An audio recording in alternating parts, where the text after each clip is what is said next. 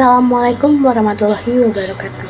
Kami dari kelompok 3 akan menjelaskan mengenai PSAK 207 tentang laporan arus kas. Untuk materi pertama akan dijelaskan oleh Immanuela Eventara Ramstika.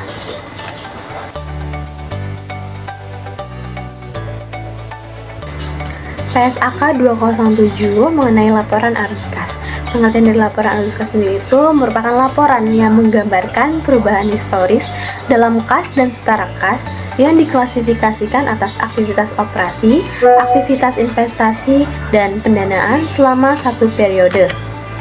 Kegunaan dari laporan arus kas untuk memberikan informasi sebagai penilai atas yang pertama, kemampuan entitas dalam menghasilkan arus kas di masa depan. Kedua, kemampuan entitas dalam membayar dividen dan kewajiban. Ketiga, penyebab timbulnya perbedaan antara laba bersih dan arus kas bersih dari aktivitas operasi. Dan yang keempat, transaksi-transaksi investasi dan pendanaan baik secara tunai maupun non-tunai. Lalu selanjutnya, kas dan setara kas. Kas adalah saldo kas atau cash on hand dan rekening giro atau demand deposit.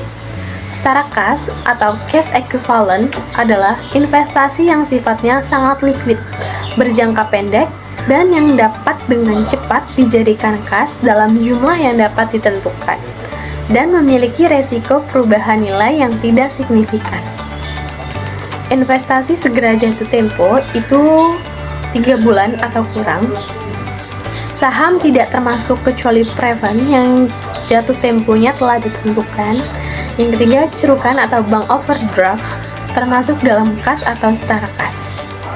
Arus kas tidak termasuk mutasi antara pos-pos yang termasuk kas atau setara kas. Untuk materi selanjutnya akan dibahas oleh Firly. Izin memperkenalkan diri, saya Firly Asmar. Di sini saya ingin melanjutkan materi yang telah dibahas oleh teman saya sebelumnya, yaitu mengenai arus kas operasi. Arus kas operasi adalah aktivitas penghasil utama pendapatan entitas dan aktivitas lain yang bukan merupakan aktivitas investasi dan pendanaan.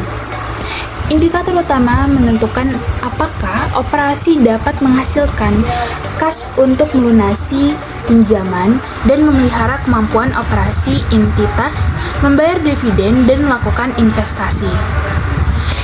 Entitas melaporkan arus kas dan aktivitas operasi dengan menggunakan salah satu dari metode berikut, yaitu pertama, metode langsung. Kelompok utama dari penerima dan pengeluaran kas bruto diungkapkan, dan yang kedua itu metode tidak langsung. Laba disesuaikan dengan mengoreksi transaksi non-kas, penangguh atau akrual dalam aset, lancar dan kewajiban lancar, dan unsur yang tidak terkait aktivitas operasi. Dianjurkan melapor dengan menggunakan metode langsung atau informasi yang lebih berguna. Oke, materi selanjutnya itu masih mengenai arus kas operasi yang dimana terbagi menjadi dua, yaitu inflows dan outflows. Inflows terdiri dari satu, penerimaan dari penjual barang atau jasa, royalti, pendapatan lain. Yang kedua itu penerimaan dari pendapatan sewa, restitusi pajak. Yang ketiga itu ada penerimaan dari pemberian untuk bank dan penjualan sekuritas dari perusahaan efek. Lalu ada outflows, di mana terdiri dari 1. Pembayaran kepada pemasok barang dan jasa. 2. Pembayaran untuk karyawan. 3. Pembayaran klaim atau asuransi, pembelian efek atau perusahaan efek, dan pengembalian kredit atau bank. Terus yang keempat itu pembayaran biaya operasi, dan yang kelima itu pembayaran bunga pajak. Dan materi yang selanjutnya akan dibahas oleh teman saya. Baik, di sini saya akan menjelaskan tentang aktivitas operasi metode tidak langsung. Yang pertama, laba sebelum pajak dan bunga, kemudian ditambah kerugian dan dikurang keuntungan aktivitas investasi dan pendanaan, kemudian perubahan akrual aset dan liabilitas untuk aktivitas operasional, kemudian ditambah beban bukan kas seperti depresiasi dan amortisasi, Kemudian jadilah arus kas dari kegiatan operasional. Kemudian ada arus kas dari kegiatan investasi. Aktivitas investasi adalah perolehan dan pelepasan aset jangka panjang serta investasi lain yang tidak termasuk setara kas. Di sini ada inflow dan outflow. Inflow terdiri dari penerimaan penjualan aset tetap, aset tidak berwujud, dan aset jangka panjang lain. Kemudian ada penerimaan kas dari kontrak future atau forward, future untuk pendanaan. Kemudian ada penerimaan penjualan instrumen utang dan kas selain diperdagangkan. Kemudian yang terakhir penerimaan kas dari pelunasan uang muka dan pinjaman dari pihak lain. Kemudian ada outflow. Outflow terdiri dari pembayaran kas untuk membeli aset tidak tetap, aset tidak berwujud, biaya pengembangan dikapitalisasi. Kemudian ada pembayaran kas dari kontrak future dan forward, swap untuk aktivitas pendanaan. Kemudian yang terakhir pembayaran untuk membeli instrumen utang, ekuitas, ventura selain untuk diperdagangkan. Kemudian yang terakhir ada arus kas dari aktivitas pendanaan. Aktivitas pendanaan adalah aktivitas yang mengakibatkan perubahan dalam jumlah serta komposisi kontribusi modal dan pinjaman entitas. Memprediksi klaim atas arus kas masa depan oleh para penyedia modal entitas. Sama seperti arus kas investasi terdiri dari inflow dan outflow.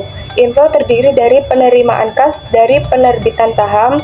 Yang kedua, penerimaan kas dari penerbitan obligasi, wesel, pinjaman jangka pendek dan pinjaman jangka panjang serta hipotek. Kemudian ada outflow.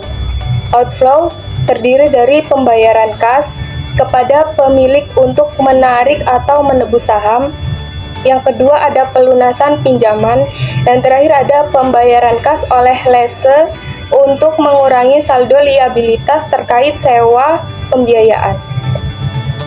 Menjelaskan tentang laporan arus kas. Yang pertama adalah arus kas bunga dan dividen diungkapkan secara terpisah dan diklasifikasikan secara konsisten dalam beberapa komponen, yaitu beban bunga dapat disajikan sebagai arus kas koperasi atau pendanaan secara alternatif. Pendapatan bunga dapat disajikan sebagai arus kas koperasi atau investasi. Yang ketiga adalah dividen yang dibayarkan dapat disajikan sebagai arus kas pendanaan atau operasi. Yang terakhir adalah pendapatan dividen dapat disajikan sebagai arus kas operasi atau investasi. Lalu yang kedua adalah arus kas yang berkaitan dengan pajak penghasilan dan bunga pinjaman diungkapkan secara terpisah. Yang ketiga adalah perubahan nilai tukar dilaporkan dalam laporan arus kas untuk merekonsiliasi saldo awal dan akhir kas dan setara kas adalah pengungkapan transaksi non-kas, investasi, dan pendanaan. Baik, di sini kita akan lanjut ke pelaporan arus kas atas dasar neto. Arus kas yang berasal dari aktivitas operasi, investasi, dan pendanaan berikut ini dapat disajikan menurut arus kas bersih atau neto, yaitu 1. Penerimaan dan pengeluaran kas untuk kepentingan pelanggan jika lebih mencerminkan aktivitas pelanggan daripada aktivitas operasi. Pembayaran rekening giro, dana pelanggan dikelola entitas asosiasi. Yang kedua adalah penerimaan dan pengeluaran untuk pos-pos dengan perputaran yang cepat, jumlah yang besar, dan jangka waktu singkat, transaksi kredit nasabah, pembelian dan penjualan investasi, pinjaman jangka pendek.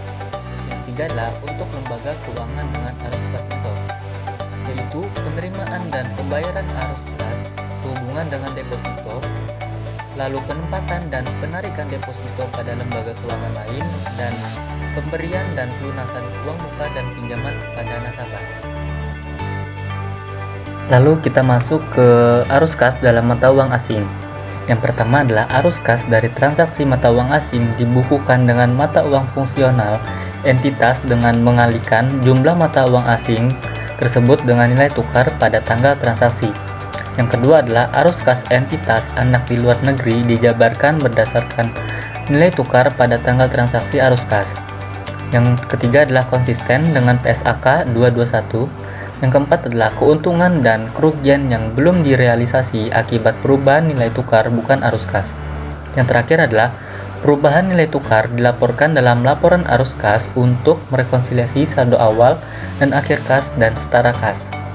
Materi selanjutnya akan dibacakan oleh Rifki. Baik, sebelumnya izin memperkenalkan diri. Nama saya Linda Rizka Mita, NPM 23755053.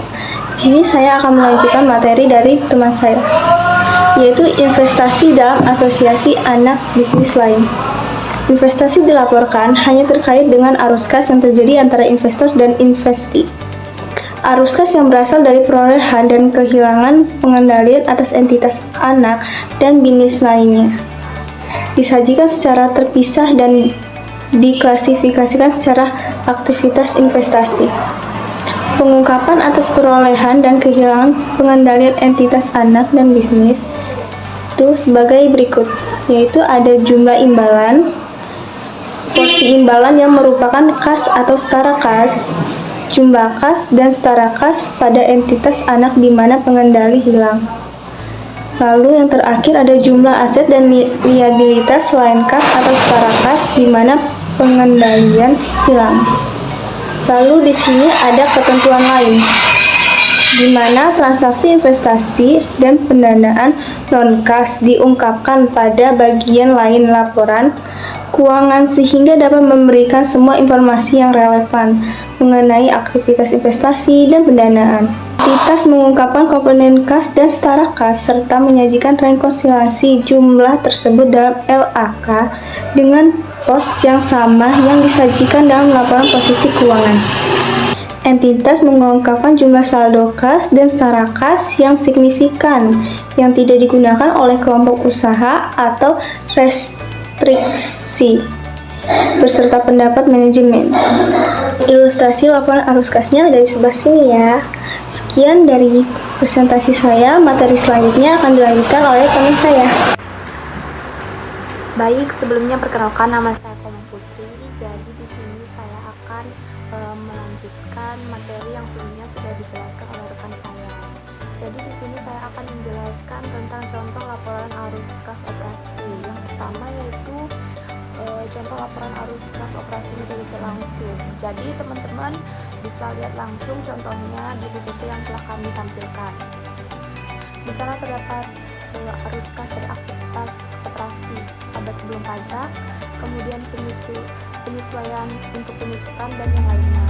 Kemudian yang kedua yaitu contoh dari laporan arus kas metode tidak langsung. Teman-teman juga bisa lihat contohnya di PPT yang telah kami tampilkan. Di sana juga terdapat arus kas dari aktivitas operasi, kemudian penerimaan bunga dan komisi dan yang lainnya. Baik, sekian presentasi dari kelompok kami. Kurang dan lebihnya kami mohon maaf. Kami ucapkan terima kasih dan assalamualaikum.